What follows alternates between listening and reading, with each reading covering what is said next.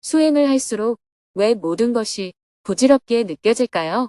2025년 7월 2일 아이랩 7일째 서울 사회 실천에 대한 토론. 안녕하세요. 오늘은 아이랩 스터디 투어 7일째 날입니다. 오전에는 정토회 회원들을 위해 수행법회 생방송을 하고 오후에는 서울 정토사회문화회관에서 사회 실천을 주제로 아이랩 참가자 스님들과 대화 시간을 이어나갔습니다. 스님은 새벽 수행과 명상을 마친 후 정토사회문화회관으로 향했습니다. 오늘은 정토회 회원들이 자신의 수행을 점검하는 수행법회가 열리는 날입니다. 3층 설법전에 80여 명의 대중이 자리한 가운데 오전 10시가 되자 삼귀이와 반야심경을 봉독하며 수행법회를 시작했습니다. 전국의 정토회 회원들은 온라인으로 생방송에 접속했습니다. 지난 한 주 동안의 정토행자의 소식을 영상으로 함께 본 후 대중이 삼배의 예로 스님에게 법문을 청했습니다. 스님은 현재 정토회에서 진행되고 있는 아이랩 스터디 투어 프로그램을 소개하면서 정토회가 하고 있는 국제연대 사업에 대해 설명하며 법문을 시작했습니다. 정토행자 여러분, 지난 한 주 동안 잘 지내셨어요? 여러분이 각 으뜸절과 여러 곳에서 부지런히 봉사하는 모습을 주간 활동 소식을 통해 잘 보았습니다. 특히 이번 주에는 아이랩에서 동남아시아의 스님 7분이 정토회를 방문하고 있습니다. 이번 방문은 벌써 10번째 견학입니다. 정토회와 아이랩, 수행과 전법을 잇는 10년의 만남. 이번에는 처음 오신 분들이 아니라 지난 10년 동안 한 차례 정토회를 방문했던 분 중에서 자기 나라나 지역에서 교육, 환경, 수행 등 여러 분야에서 활동하며 일정한 직책을 맡고 계신 분들이 함께하고 있습니다. 이번 방문에서는 단순히 정토회를 견학하는데 그치지 않고 우리가 어떻게 수행하고 교육하고 수련하며 활동가들을 조직해 전법과 사회 실천을 해나갈 것인가라는 주제로 각자의 활동 사례를 충분히 발표했습니다. 또 이 부분에 관계되는 정토회 활동을 배우고 자기 지역의 활동에 어떻게 적용할지 함께 논의하기도 했습니다. 서로의 경험을 공유하는 것뿐만 아니라 한국 사회가 동남아 사회보다 20년에서 30년가량 앞서 변화하고 있기 때문에 한국의 현재를 보면 동남아 사회가 앞으로 어떻게 변해갈지를 미리 짐작할 수 있습니다. 좋은 점은 미리 배우고 바람직하지 않은 점은 어떻게 예방할지 살펴보는 기회가 될 수 있다는 것입니다. 특히 한국 농촌사회의 급속한 붕괴는 지역 소멸이라는 표현으로 설명되곤 합니다. 동남아 역시 농촌을 중심으로 한 사회이기 때문에 산업화가 진행되면 농촌을 기반으로 한 불교가 흔들릴 수밖에 없습니다. 또 도시로 이주하거나 외국으로 노동하러 나가는 사람들에 대한 대응책이 마련되지 않으면 불교 중심 국가들도 다종교 사회로 바뀔 가능성이 높다고 볼 수 있습니다. 그러나 지역에만 머물러 있으면 자기 사회가 어떻게 변할지 잘 모릅니다. 밖에서 안을 들여다보아야 앞으로의 변화를 미리 가늠하고 그에 맞는 대응책을 찾을 수 있는 법입니다. 불교의 지혜를 세계와 나누는 정토회의 글로벌 실천. 정토회가 해온 활동에 경험이 우리만의 재산이나 유산으로 머무르게 할 것이 아니라 뜻을 같이 하는 다른 불교인 또는 다른 종교와 국가의 사람들과도 함께 나누어 사람들의 고통을 덜어주고 예방하는 데 쓰여야 한다고 생각합니다. 부족한 점이 있더라도 우리의 경험이 나누어져 그분들에게 좋은 배움의 기회가 된다면 좋겠습니다. 이런 뜻으로 정토회는 해마다 아이랩 스터디 투어 프로그램을 이어오고 있습니다. 이어서 사전에 질문을 신청한 분들이 차례대로 스님과 대화를 나누었습니다. 온라인에서 한 명이 질문한 후 이어서 현장에 참석한 사람들 중에 3명이 손을 들고 스님에게 질문을 했습니다. 그중 한 명은 수행을 시작한 이후 마음이 편안해지긴 했지만 삶이 무의미하게 느껴질 때가 있다며 제대로 수행을 하고 있는지 스님에게 조언을 구했습니다. 수행을 할수록 왜 모든 것이 부질없게 느껴질까요? 저는 스님을 알고 나서 정토회 회원이 되기까지 3년이 걸렸습니다. 예전에 불교를 전혀 모를 때도 전국에 절을 다니며 옆 사람이 삼배하는 것을 보고 따라 해보기도 하고 스님이 지나가면 합장하고 인사하는 흉내도 냈습니다. 그런데 오히려 정토회 회원이 되고 깨달음 회장에도 다녀온 뒤부터는 이런 게 무슨 의미가 있을까 하는 생각이 듭니다. 굳이 절하지 않아도 부처님이 내 마음을 아실 텐데 내 마음이 청정하면 이곳이 곧 절이고 내가 곧 스님인데 굳이 절에 갈 필요가 있을까? 라는 생각도 들었습니다. 또 예전에는 좋고 싫음에 따라 마음이 나비처럼 팔랑팔랑 흔들렸는데 지금은 그 기분이 차분해지면서 꽃이나 단풍이 피고 지는 것을 봐도 어차피 반복된다는 생각에 꽃 구경이나 단풍 구경조차 의미 없게 느껴집니다. 게다가 지금 고3 큰아들 뒷바라지를 하고 있는데 이 의미 없는 행위를 둘째에게도 똑같이 해야 하나 의문이 듭니다. 결정적으로 108배 기도를 하는 것이 고3 아들이나 나의 행복을 빌기 위한 기복적인 행위 같고 연기나 쇼를 하는 것 같다는 생각이 듭니다. 남편도 저를 보고는 다 의미 없고 부질없다고 생각하는 사람 같다. 라고 말했습니다. 제 마음이 왜 이럴까요? 사실은 다 부질없어 보입니다. 저 병원에 가야 할까요? 아직은 특별히 문제는 없어 보입니다. 사실은 다 부질없는 짓이 맞아요. 그런데 지금 질문자의 상태는 약간 넘쳐버린 상태입니다. 우리가 나사못을 벽에 박을 때가 있잖아요. 나사못을 딱 조여야 하는데 너무 조여버리면 나사가 빙글빙글 헛돌게 됩니다. 그런 경험 있죠? 나사가 넘쳐버려서 아무리 돌려도 헛돈다는 뜻이에요. 딱 조여야 하는데 너무 조이다 보니 넘쳐버린 거예요. 질문자는 지금 약간 넘쳐버린 상태라고 할 수 있습니다. 더 덥다는 말은 변하지 않는 것은 없으므로 집착할 바가 없다는 뜻입니다. 그런데 질문자는 집착할 바가 없구나 하고 깨닫는 것을 넘어서서 허망하다. 해봐야 아무 의미 없다. 라는 식으로 조금 넘쳐버렸어요. 경전에서 말하는 세상은 더 덥다 하는 말의 뜻은 아무 의미가 없다는 뜻이 아니라 변화함으로 집착할 바가 없다는 뜻입니다. 변한다는 것은 가만히 있지 않고 계속 바뀐다는 것을 의미합니다. 그래서 어디에도 집착할 바가 없다는 겁니다. 그런데 질문자는 지금 어차피 죽을 건데 살면 뭐 하나, 어차피 질 건데 꽃 구경은 왜 하나라며 모든 게 의미 없다고 받아들이고 있어요. 이것은 약간 넘친 상태입니다. 너무 넘치면 병원에 가야 합니다. 왜냐하면 자칫 더 넘쳐버리면 자살 충동이 일어날 수도 있기 때문이에요. 살아야 할 의미가 사라져 버리니까요. 애들 키워놓으면 뭐 하나, 다 자기들이 알아서 살 텐데. 얼굴 가꾸면 뭐 하나, 어차피 늙을 텐데. 저라면 뭐 하나, 다리만 아프지 하는 식으로 모든 게 의미가 없어지면 결국 삶의 의미까지 사라집니다. 그러면 자살로 이어질 수도 있습니다. 질문자만 그런 게 아니라 수행자 중에도 이렇게 넘쳐버리는 사람이 1000명 중에 한두 명 정도는 있습니다. 부처님 당시에도 이런 이유로 자살한 사람이 있었습니다. 죽은 시신을 앞에 두고 이 몸에 집착할 바가 없음을 깨닫기 위해 시신을 관하다가 약간 넘쳐서 살아야 할 의미가 없다 하는 쪽으로 가버린 거죠. 질문자도 이 부작용이 조금 더 진행돼서 살면 뭐 하나 하는 쪽으로 가게 되면 그때는 병원에 가야 합니다. 그런데 지금 상태는 집착하다가 집착을 놓으니까 좀 허전한 상태인 것 같아요. 마치 담배를 끊으면 입이 심심하고 술을 끊으면 저녁 시간이 어쩐지 허전하게 느껴지는 것처럼요. 단식할 때도 마찬가지입니다. 배도 고프지만 단식을 하면 할 일이 없어집니다. 평소에는 밥을 먹기 위해 음식을 준비하고 식사 후에는 설거지를 하고 후식도 먹고 차도 마시잖아요. 그러다 보면 어느새 다음 식사 시간이 찾아오곤 합니다. 그런데 단식을 하면 음식 준비도 설거지도 할 필요가 없으니 시간이 갑자기 남게 됩니다. 늘 시간에 쫓기던 사람도 단식을 하면 오히려 시간이 남아돌고 그 시간이 심심하고 허전하게 느껴집니다. 이런 감정이 바로 어떤 것에 집착하다가 그것을 놓았을 때 느끼는 허전함이에요. 무언가에 몰두하다가 그걸 놓으면 사람은 어쩔 줄 모르게 됩니다. 직장 다니다가 그만둔 사람도 처음에는 뭘 해야 할지 모릅니다. 이런 것을 금단현상이라고 합니다. 마약을 하던 사람도 마찬가지고요. 그래서 질문자는 깨달음 이장을 다녀온 뒤 약간 금단현상 같은 게 생긴 겁니다. 집착하다가 놓으니 뭘 다시 잡아야 할 것 같은데 잡을 게 마땅치 않으니 의미 없다. 라는 생각이 드는 거예요. 하지만 조금 지나면 괜찮아집니다. 백수가 과로사한다는 말 들어보셨죠? 그동안 집착했던 아이 시험이나 화장 같은 것을 내려놓으면 처음에는 할 일이 없지만 조금 지나면 그 빈자리에 경전 공부 같은 좋은 것이 들어와서 다시 채워집니다. 그러면 이런 허무감은 자연히 사라집니다. 하나의 과정으로 보면 됩니다.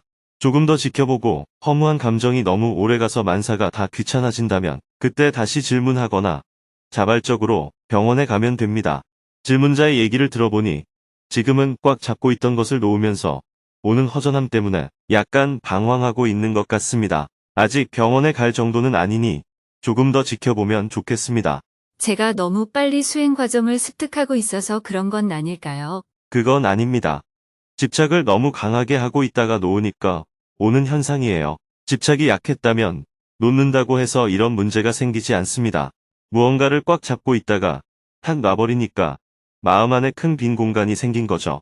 그래서 모든 게 의미 없게 느껴지는 겁니다. 꽃에 집착하면 꽃이 필 때는 좋지만 꽃이 지면 슬픕니다. 수행은 꽃에 집착하지 않는 것입니다. 한 단계 더 나아가 꽃이 피고 지는 도리를 알게 되면 꽃이 피면 피어서 좋고 떨어지면 떨어져서 좋게 됩니다. 어차피 늙을 건데 젊으면 뭐 하냐가 아니라 젊으면 젊은 대로 늙으면 늙은 대로 그때그때 지금이 가장 좋음을 아는 것이 수행입니다. 잘 알겠습니다. 고맙습니다. 예전에는 복을 구하기 위해 죽기 살기로 절을 했다면 지금은 나의 아상과 아집을 내려놓기 위해 절을 하는 겁니다. 예전에는 법당에 가서 내 복을 빌기 위해 절을 했다면 이제는 부처님이 존경스러워서 인사드리는 마음으로 법당에 가는 겁니다. 이런 관점에서 보면 절 자체는 문제가 안 됩니다. 절하는 마음이 어떠냐가 중요한 거예요. 아들이 시험을 앞두고 있으면 예전에는 시험에 꼭 합격했으면 좋겠다 하는 집착 때문에 기도에 매달렸다면 이제는 내 아이가 마음을 조금이라도 편안히 해서 공부할 수 있도록 돕자 하는 관점을 가져야 합니다. 아이가 얼마나 조마조마하겠어요. 그런데 엄마까지 압박하면 아이는 더 답답해집니다. 주스를 한 잔 갖다 주거나 아이의 힘듦에 대해 살짝 공감해 주자는 관점을 가져야 합니다. 시험에 합격하든 떨어지든 그건 인연과 보의 결과이니 별 의미 없다고 방치하라는 뜻이 아니에요. 예전처럼 집착하지는 않되 관심을 두고 살펴보는 관점이 필요합니다. 계속해서 질문들이 이어졌습니다. 지인에게 전법을 할 때 지금 행복하다고 대답하는 사람에게는 어떻게 전법을 하고 대화를 하면 좋을까요? 다문화센터를 서울정토사회문화회관에 개설하려고 하는데 유학생 간담회, 외국인 노동자 간담회, 마음돌봄 프로그램을 해보면 어떨지 조언을 듣고 싶습니다. 연등과 연등, 꼬리표를 철거할 때 쓰레기가 많이 나옵니다. 연등 신청을 할 때 연등을 달지 않고 등값을 내겠다는 선택사항을 넣으면 어떨까요? 대화를 나누다 보니 법회를 마쳐야 할 시간이 되었습니다. 다음 주 이 시간을 기약하며 사홍서원으로 수행법회를 마쳤습니다. 스님은 점심 식사를 한 후 사무실에서 업무를 보며 아이넵 참가자 스님들이 도착하기를 기다렸습니다. 한편 아침에 실상사에서 환송식을 마치고 출발한 아이넵 참가자 스님들은 정토회의 으뜸절인 장수중림 정사를 방문하여 용성조사님의 생애에 대해 자세한 설명을 들은 후 오후 3시에 서울 정토사회문화회관에 도착했습니다. 숙소에 짐을 풀고 휴식 시간을 가진 후 오후 4시부터 9층 강당에서 스님과의 대화를 시작했습니다. 먼저 태국에서 온 콩신 스님이 본인이 하고 있는 사회실천 활동에 대해 소개했습니다. 저는 태국 북부 타이루족 공동체에서 활동하고 있습니다. 이곳은 제 고향이자 출가한 곳이며 지금은 공동체와 함께 마을 고유의 전통 음료 제품을 개발하고 사찰을 중심으로 지역 문화를 보존하고 있습니다. 사찰은 나나 왕국 시기의 고건축으로 벽화에는 부처님의 전생이 그려져 있어 관광지로도 활용됩니다. 또한 저는 사미승들을 위한 학교를 운영하며 출가를 통해 교육받기 어려운 가난한 아이들이 절에 머물며 공부할 수 있도록 돕고 있습니다. 최근에는 출가하는 아이들이 줄어들고 있어 직업 교육을 병행하는 사립학교로의 전환도 고민하고 있습니다. 전통적으로 사찰은 기술과 약초 등을 배우는 교육의 중심지였기 때문에 불교 교육과 생활 교육을 함께하는 모델을 만들어 가고자 합니다. 타이루족 공동체에서 사찰과 함께 지역 문화와 교육을 이끌고 있는 콩신 스님의 활동 소개가 끝나자 스님이 현실적인 질문을 던졌습니다. 꼭 아이들을 3위로 출가시켜서 학교를 운영해야 합니까? 그냥 지역 아이들을 모아 교육하면 안 되나요? 이에 콩신 스님은 3위 학교를 운영하게 된 배경을 설명했습니다. 30년 전부터 시골 사찰에 스님이 없어 폐사되는 곳이 많아졌습니다. 그래서 스승님과 함께 고민한 끝에 사미들을 위한 학교를 만들었습니다.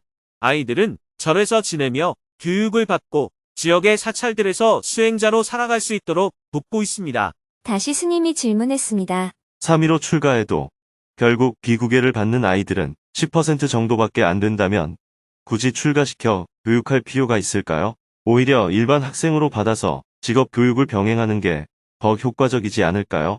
콩신 스님은 고개를 끄덕이며 답했습니다. 요즘은 출가하는 아이들도 줄고 있고 3위 학교만으로는 한계가 있습니다.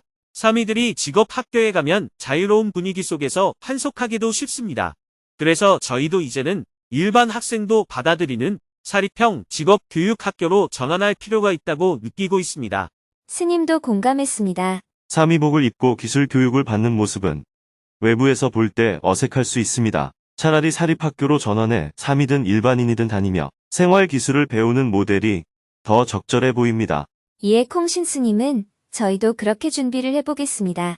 라고 답하며 새로운 방향을 모색해보기로 했습니다. 대화를 나누다 보니 저녁 식사 시간이 되었습니다. 스님은 오늘 저녁부터 아이넷 프로그램을 마치는 날 때까지 본격적으로 대화를 나누어 볼 주제를 이야기했습니다. 오늘 저녁부터는 여러분 각자가 지금 하고 싶은 일이나 앞으로 3년 안에 반드시 해야 할 일을 두세 가지씩 정리해서 발표하는 시간을 가져보겠습니다. 발표가 끝난 뒤에는 각자의 목표를 실현하기 위해 우리가 어떻게 서로 협력할 수 있을지 함께 논의해 보겠습니다. 붓다의 가르침을 오늘날에 어떻게 실천할 것인가? 먼저 부처님 가르침의 핵심을 무엇으로 삼고 어떻게 함께할 것인지에 대한 합의가 필요합니다. 근본 교설은 우리 모두가 정확하게 이해하고 공유해야 합니다. 연기법, 중도, 사성제와 같은 가르침을 중심에 두고 이것을 어떤 관점으로 이해하며 일상에서 실천할지 의견을 모아야 합니다. 또한 이 가르침을 사람들에게 어떻게 전하고 그 덕분에 사람들이 실제로 자신의 괴로움에서 벗어날 수 있도록 돕는 방법도 함께 모색해야 합니다. 이렇듯 붓다 담마에 대한 우리의 공통 입장부터 정리해야 합니다. 아울러 부처님의 일생 중에 신화적인 부분은 걷어내고 역사와 사회 속에서 부처님의 일생을 바르게 이해하는 것도 필요합니다. 우리의 스승이자 닮고 싶은 분으로서 오늘날 젊은 세대가 봐도 존경할 만한 붓다 상을 정립해야 합니다. 또 하나는 승려와 불교 신자들이 일상에서 어떻게 수행하면 좋을지에 대한 논의입니다. 하나는 교육이고 또 하나는 수행이며 마지막으로는 이 법을 어떻게 널리 전할 것인가에 대한 고민이 따라야 합니다. 교육, 수행, 전법이 우리의 중요한 관심사로 자리 잡아야 합니다. 그리고 현대 사회에서 승려와 불교 신자가 어떤 역할을 할 것인가도 함께 생각해 봐야 합니다. 지역 사회와 협력하고 빈곤을 줄이며 재난 구호와 환경 보호, 사회정의 실현, 평화 유지와 같은 일들을 이미 조금씩 실천하고 있지만 앞으로는 이것을 더욱 확대해 나가야 합니다. 이런 일들은 힘을 모아 공동으로 추진할 수도 있고 또는 각자 개별적으로 실천하더라도 서로의 경험을 나누며 배우고 돕는 일이 계속되어야 합니다. 이번에 모든 것을 충분히 다루지 못하더라도 마무리하는 자리에서 앞서 말한 주제들을 함께 논의할 수 있으면 좋겠습니다. 스님이 제안한 주제에 대해 각자 고민하는 시간을 갖기로 하고 저녁 식사를 했습니다. 간단한 다과와 음료로 요기를 한 후 저녁 7시에 다시 9층 강당에 다시 모였습니다. 스님이 다시 오늘 대화의 주제를 상기시켰습니다. 정토회와 실상사를 둘러보고 서로의 발표도 들으면서 앞으로 어떤 일들을 해볼 수 있을지 생각해 보셨습니까? 정토회와 실상사는 이런 활동을 시작한 지 30년이 넘었습니다. 처음부터 이렇게 하기는 어려워요.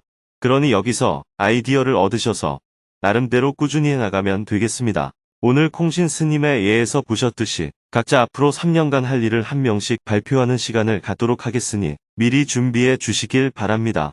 먼저 첫 번째 순서로 콩신 스님이 태국에서 어떤 일을 하면 좋을지 다 함께 중지를 모아보는 시간을 가졌습니다. 콩신 스님은 앞으로 3년 안에 자신이 집중하고 싶은 3가지 계획을 나누었습니다. 첫째는 교육입니다. 특히 사미들의 문해력과 기초 영어 능력, 그리고 스님으로서 자신을 돌보는 생활 기술을 가르치는 교육이 필요합니다. 둘째는 마을 주민들을 위한 직업 훈련입니다. 절을 중심으로 지역 주민들이 생계 기술을 배우고 이를 통해 절과 학교를 지지하는 순환 구조를 만들고 싶습니다. 셋째는 노인 돌봄입니다. 외로움 속에 자살하신 분들도 있어 어떻게 하면 노인들이 더 행복하게 살아갈 수 있을지 고민하고 있습니다. 이에 대해 스님이 각 항목에 대해 차근차근 현실적인 조언을 해주었습니다. 좋은 교육을 하고 싶다면 우선 실력 있는 교사를 확보해야 합니다. 그런데 좋은 교사는 결국 안정적인 급여가 있어야 남습니다. 건물은 한 번의 투자로 가능하지만 월급은 매달 나가야 하니 정기 후원자를 모집하는 시스템을 만드는 것이 관건입니다. 이어 지역 소득 향상 방안에 대해서도 의견을 나누었습니다. 스님이 지역 경제를 이끄는 건 쉽지 않은 일입니다. 유기농 농사는 수익성이 낮고 노동은 많아 주민들이 쉽게 받아들이기 어렵습니다. 도시 근교처럼 프리미엄 소비층이 있는 곳이 아니라면 경제적으로 성공하기 어렵습니다. 콩신 스님은 지역 특산물로 개발 중인 허브 주스를 소개하며 상품화를 통한 수익 모델 가능성을 언급했습니다. 옷을 짜는 일은 기술자들이 나이가 많아 한계가 있지만 주스는 지역만의 고유한 음료로 만들 수 있을 것 같습니다. 난에 오면 이 주스를 마셔보라는 콘셉트로 관광객에게 알릴 수 있지 않을까 생각합니다. 스님은 이에 대해 조심스럽게 가능성을 평가했습니다. 식품으로 판매하려면 일정 수준 이상의 시설과 안전성이 확보되어야 합니다. 결국 공장 형태로 운영해야 하고 초기 투자도 필요하죠. 수익이 생기면 학교 운영에 보탤 수는 있겠지만 지역 주민 전체의 소득을 크게 높이기에는 한계가 있을 수 있습니다. 또 현재 계획에는 포함되어 있지 않지만 기존의 사미 교육뿐 아니라 여성 교육의 필요성도 함께 고민해야 합니다. 여성들은 배운 것에 대한 감사와 보답에 마음이 커서 훗날 자원봉사자로 함께할 가능성도 높습니다. 이어서 다른 스님들의 제안도 받았습니다. 프라윈 스님은 콩신 스님의 공동체는 이미 큰 잠재력을 갖고 있으며 전략적으로 접근하면 더 많은 외부 지원을 받을 수 있다며 네트워크 연결을 제안했습니다. 또한 단순히 주스 외에도 지역 특산 해조류 등을 활용한 다른 제품도 검토해보라고 조언했습니다. 마지막으로 스님이 콩신 스님을 위해 한마디를 덧붙였습니다. 가난한 아이들을 교육하고 출가자들을 돕고 자립할 수 있는 기술을 가르치는 일은 단순한 사업이 아니라 하나의 불교 실천입니다. 이 활동을 진정성 있게 잘 운영하고 그 내용을 사람들에게 알린다면 분명 더 많은 이들의 지지와 동참을 이끌어낼 수 있을 것입니다. 콩신 스님의 진심 어린 고민이 여러 도반들의 지혜와 만나 길을 밝혀나갈 수 있었던 시간이었습니다. 그 뜻이 잘 전해져 타이르족 공동체에도 따뜻한 변화의 바람이 불어오기를 기대해 보았습니다. 1시간 정도 콩신 스님의 활동에 대해 대화를 나눈 후 스님은 JTS가 지금 부탄에서 하고 있는 일을 소개했습니다. JTS가 부탄에서 지속 가능한 개발 프로젝트를 어떻게 준비하고 진행했는지 잠시 소개해 드리겠습니다. 처음에 제가 관심을 가졌던 주제는 기후위기 시대에 지속 가능한 개발을 어떻게 할 것인가였습니다. 지속 가능한 삶을 위해서는 인간의 빈곤 문제는 해결하되 더 이상 불필요한 소비는 멈추는 소비 멈춤을 추구하는 개발이 필요하다는 것이었습니다. 부탄에서 시작된 지속가능한 개발의 실험. 이런 실험을 해볼 만한 나라를 찾다가 부탄, 라오스, 가이아나 세 나라를 검토했고 그중 부탄이 가장 적절하다고 판단했습니다. 부탄은 탄소 매출이 마이너스인 이른바 탄소 네거티브 국가이며 국가 목표도 GNH입니다. 직접 부탄을 방문해 GNH 책임자를 비롯해 여러 사람을 만나보니 밖에서 보던 것과는 달랐습니다. GNH는 개념만 있을 뿐 실질적인 모델은 없었습니다. 몇 달 후 왕이 직접 초대를 해서 왕을 만나 이야기를 나눠 보았습니다. 왕은 마인드풀리스 시티라는 신도시 개발에 더 큰 관심이 있었고 이것은 부탄의 갤레프라는 지역을 싱가포르처럼 친환경 신도시로 개발하는 계획이었습니다. 다행히 저의 제안에도 동의의 왕실 비서실장과 내각 비서실장을 보내주어서 프로젝트를 진행하기로 했고 부탄 정부와 본계약을 체결하기까지 2년여의 시간이 걸렸습니다. 그동안 11차례에 걸쳐 부탄을 방문하여 2개 주의 65개 치옥을 모두 답사했습니다. 이렇게 충분한 검토 과정을 거쳐야 사업을 성공적으로 진행할 수 있습니다.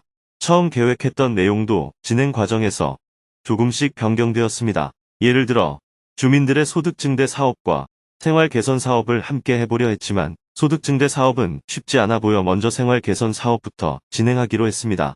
1년간 약 20곳 정도에서 시범 사업을 진행했습니다. 집을 새로 짓거나 수리하고 농수로와 상수도를 놓고 울타리를 만들고 도로를 포장하고 학교를 수리하면서 예산이 얼마나 드는지 주민의 참여도가 어느 정도인지 점검했습니다. 가장 어려웠던 것은 공무원들의 인식 개선이었습니다.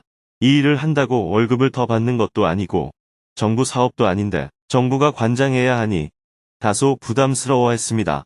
그래서 공무원들이 충분히 이해할 수 있도록 설득하는 워크숍을 열게 되었습니다. 이어서 스님이 부탄을 답사하여 마을 주민들과 대화하는 모습과 부탄 공무원들이 스님과 워크숍을 하며 시범 사업을 해나가는 모습을 각각 영상으로 보았습니다. 영상을 본 후 스님이 오늘 토론을 마무리하며 정리 말씀을 해주었습니다. 부탄 지속 가능한 개발 프로젝트는 사전 답사를 충분히 하고 진행 원칙을 명확하게 정했기 때문에 가능했습니다. 돈은 되도록 적게 들이고 재료는 현지의 것을 쓰고 마을 사람들의 기술로 해야 지속 가능합니다. 이렇게 해야 주민들이 나중에도 직접 수리하며 지속할 수 있기 때문입니다.